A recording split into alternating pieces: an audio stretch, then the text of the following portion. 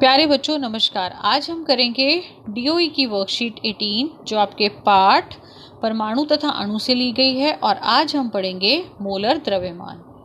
Molar द्रव्यमान क्या होता है और यह आणविक द्रव्यमान से किस प्रकार भिन्न होता है।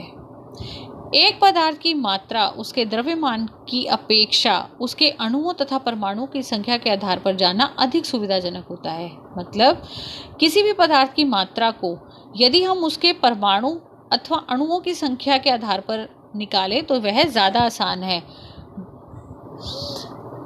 और इस मात्रा को क्या कहते हैं? मोल। इसको हम किसके द्वारा दर्शाते हैं? मोल के द्वारा।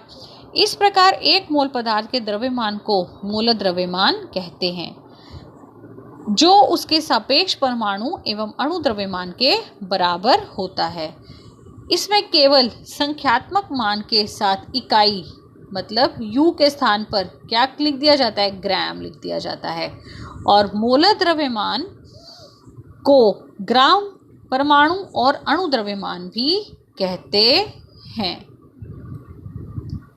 मोलर द्रव्यमान किसी पदार्थ के एक मोल कणों का द्रव्यमान मोलर द्रव्यमान कहलाता है, जो उस पदार्थ के आणविक द्रव्यमान के समान या बराबर होता है। इसे किसके द्वारा दर्शाया जाता है? M द्वारा दर्शाया जाता है।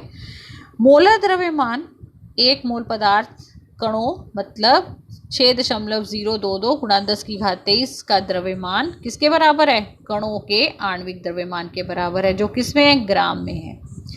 किसी विशेष पदार्थ के एक मोल में द्रव्यमान सदैव निश्चित होता है।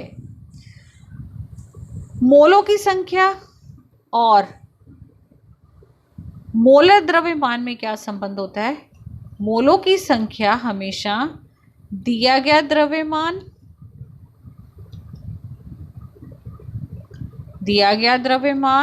बटे में मोलर द्रव्यमान के बराबर होता है। मतलब मोलों की संख्या किसके बराबर होती है? ये देखिए, मोलों की संख्या दिया गया द्रव्यमान डिवाइडेड बाय मोलर द्रव्यमान। ठीक है, आइए अब कुछ उदाहरण दे रखे हैं, इस पे नज़र डालें। पहला हम याद करें जल का मोलर द्रव्यमान। जल का मोलर द्रव्यमान क्या होता है बेटा? जल 2 गुणा 1 हाइड्रोजन का 1 जमा ऑक्सीजन का 1 गुणा में 16, तो 2 जमा 16 कितना हो गया? 18। और इसको हम क्योंकि हम क्या निकाल रहे हैं बेटा? इसका हम निकाल रहे हैं मोलर द्रव्यमान, तो इसको क्या लिखेंगे? 18 ग्राम से व्यक्त करेंगे इसको। ठीक है, अगला देखिए बेटा, जल का मोलर द्रव्यमान और 36 ग्राम जल में मोलों की संख्या आपको निकालनी है। ठीक है, अब हमें क्या निकालना है? जल का द्रव्यमान मोलर द्रव्यमान निकालना है। ठीक है, चलिए निकालते हैं। अभी वैसे हमने अभी निकाला ही है बेटा ऊपर, ये देखिए जो मैंने अभी आपको बताया था, मतलब 18, ये हमारा निकल गया जल का मोलर द्रव्यमान। और अब आपको निकालना है 36 ग्राम में मोलों की संख्या। मोलों की संख्या के लिए बेटे मैंने अभी आपको इसका संबंध बताया। मोलों की संख्या किसके बराबर होती है? दिया गया द्रव्यमान बेटा उसको हम स्मॉल m से लिखते हैं और मोलर द्रव्यमान को हम बड़े M से लिखते हैं। तो दिया गया द्रव्यमान हमें कितना है? 36, और आपका मोलर द्रव्यमान कितना है? 18। कितना आ गया? 2 मोल। कितने मोलों की संख्या कितनी आ गई? 2 मोल। ये देखिए। ठीक है, अगला देखिए बेटा, 88 ग्राम कार्बन डाइऑक्साइड में अणुओं की संख्या निकालनी है अब आपको। ठीक है, फिर से आपको कितना दिया गया द्रव्यमान कितना है? 88 ग्राम। पहले आप कार्बन डाइऑक्साइड का मोलर द्रव्यमान निकाल लीजिए। कार्बन का होता है 12, 1 है तो 1 जमा ऑक्सीजन का 16 गुणा में 2, 12 जमा 32 दैट इज 44 U।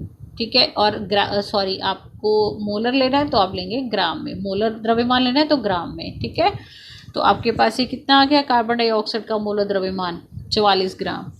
और आपको दिया गया द्रव्यमान कितना है? 88 ग्राम। तो दिया गया मोलों की संख्या किसके बराबर होती है? मोलों की संख्या होती है दिया गया द्रव्यमान बटे में मोलर।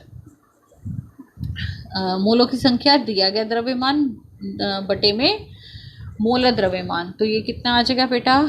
88 बटे में 44, कितना आ गया 2। फिर से इसका आंसर कितना आ गया 2 मोल। लेकिन उसने आपको क्या निकालने के लिए बोला है, उसने आपको निकालने के लिए बोला है इसमें कि आपको अणुओं की संख्या भी निकालनी है। ठीक है, तो अणुओं की संख्या निकालने के लिए हम क्या करेंगे, आपके पास कितने मोल आ गए, 2 मोल आ गए। 1 मोल हमारे पास बच्चों किसके बराबर होता है, 6.022 गुणा 10 की घात 23 के बराबर होता है। तो 2 मोल किसके बराबर होंगे, 2 मोल हो जाएंगे आपके 2 मोल 2 गुणा 6.022 गुणा 10 की घात 23 किसके बराबर आ जाएगा आपका 12.044 गुणा 10 की घात 23 की। ठीक है, चलिए ये थी आज की आपकी वर्कशीट बेटा। आइए अब कुछ अभ्यास के प्रश्न कर लें। मोलर द्रव्यमान किसे कहते हैं, तो यह रही इसकी परिभाषा। किसी पदार्थ के 1 मोल कणों का द्रव्यमान मोलर द्रव्यमान कहलाता है, जो उस पदार्थ के आणविक द्रव्यमान के समान और बराबर होता है। ठीक है, और इसको आप यहाँ तक लिख सकते हैं। ठीक है, नेक्स्ट क्वेश्चन देखिए बेटा। नेक्स्ट क्वेश्चन है 0.5 मोल N2 गैस का द्रव्यमान निकालिए। बेटा आपको सीधा सीधा क्या निकालना है, 0.5 मतलब आपको N दे दिया 0.5 और N2 गैस का द्रव्यमान आपको M निकालना है, और आपको M मोलर मास पहले निकालेंगे किसका, N2 का। N का कितना दे रखा है आपको 14, तो 14 गुणा में 2 कितना आ गया 28। अब आपको क्या निकालना है, हमारे पास सूत्र क्या होता है M/M। N आपको दे रखा है 0.5 किसके बराबर है, M आपको निकालना है बेटा, और M कितना दे रखा है 28। ये इधर जाके क्या हो जाएगा गुणा, तो 0.5 गुणा में 28 इज इक्वल टू M। ये हटाएंगे 10 लग जाएगा, 5 एकम 5 2 10 14, तो M मेरे पास कितना आ गया 14 ग्राम। ठीक है, नेक्स्ट क्वेश्चन देखिए बेटा। Next question we have HCl का मोलर द्रव्यमान आपको निकालना है। HCl 1 गुणा में 1 जमा S। क्लोरीन का कितना होता है 35.5 गुणा में 1 जमा में 35। आई विल राइट इट, मैं बेटा आपके लिए दोबारा लिख रही हूँ 35 गुणा में 1 मतलब ये आ गया। आप इन दोनों को अगर ऐड करेंगे तो 36.5 आपके पास आंसर आ गया। ठीक है, नेक्स्ट क्वेश्चन देखिए बेटा। फोर्थ क्वेश्चन, 48 ग्राम हीलियम में मोलों की संख्या, आपको मोलों की संख्या निकालनी है। किस में 48 ग्राम हीलियम में, आपको M कितना दे रखा है 48 ग्राम, ये आपको निकालना है।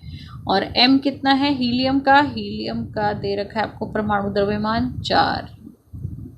ठीक है, तो बच्चे आपका आ जाएगा N बराबर 48 डिवाइडेड बाय 4 12। तो मोलों की संख्या कितनी आ गई आपके पास में 12 मोल। ठीक है, नेक्स्ट देखिए बेटा C2H6 का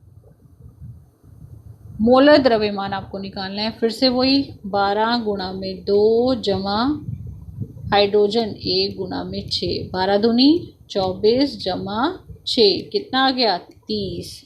तो आपका ये कितना आ गया 30 ग्राम पर मोलर द्रव्यमान ग्राम पर मोल।